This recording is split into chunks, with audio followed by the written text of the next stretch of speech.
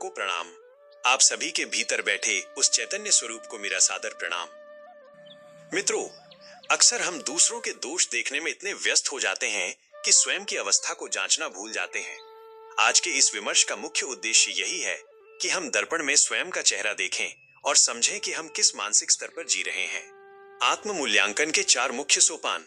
मूर्छा की अवस्था, जब हम कोई कार्य करते हैं परंतु हमें उसके पीछे का ठोस कारण, उसका वास्तविक उद्देश्य या उसके भविष्य में होने वाले परिणामों का रत्ती भर भी बोध नहीं होता, तो वह मूर्छा है। बिना सोचे समझे देखा देखी जीवन जीना ही अज्ञानता की निशानी है। ज्ञान की अवस्था, मूर्छा से ऊपर उठते ही ज्ञान की अवस्था आती है। यहाँ मनुष्य सचेत है। वह जो भी कार्य कर रहा है उसके सभी पक्षों और पहलुओं से भली भांति परिचित है। उसे पता है कि वो क्या कर रहा है और क्यों कर रहा है। यह जागृति की पहली सीढ़ी है। विद्वान की अवस्था, जब हमारे पास न केवल स्वयं के कार्य का बोध हो बल्कि हम उस मार्ग पर चलने का सही रास्ता दूसरों को भी दिखाने में सक्षम हो, तो वो विद्वान की अवस्था कहलाती है। एक विद्वान वो है जो अपने अनुभव और समझ से दूसरों का मार्गदर्शन कर सके। अब सबसे महत्वपूर्ण प्रश्न आता है, पाखंडी की अवस्था क्या है?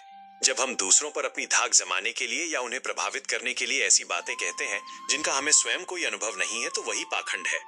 यदि हम उन सत्यों की चर्चा करते हैं जिन्हें हमने जिया नहीं है, तो हम स्वयं को और समाज को धोखे में रख रहे हैं।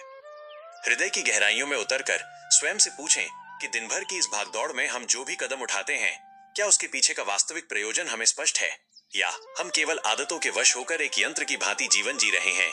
विचार करें कि कहीं हमारा जीवन दूसरों के पद चिन्हों पर बिना सोचे समझे चलने का परिणाम तो नहीं है। क्या हम केवल भीड़ का हिस्सा बनकर अपनी चेतना को मूर्छा की नींद में सुला चुके हैं, जहां क्रिया तो हो रही है पर बोध का सर्वथा अभाव है।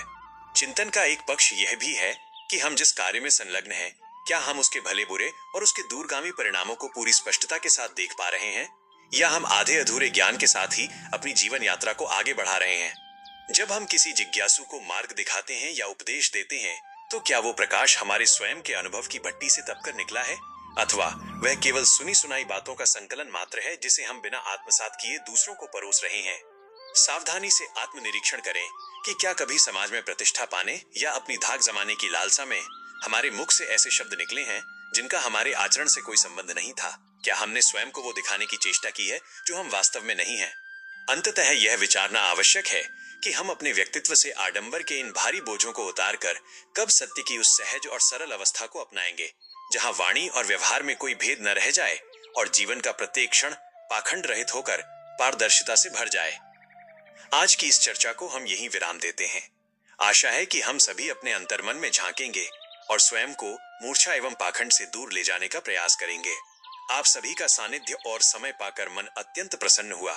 विदा लेने से पूर्व प्रार्थना है कि आप सभी का जीवन सत्य और विवेक के प्रकाश से सदैव आलोकित रहे।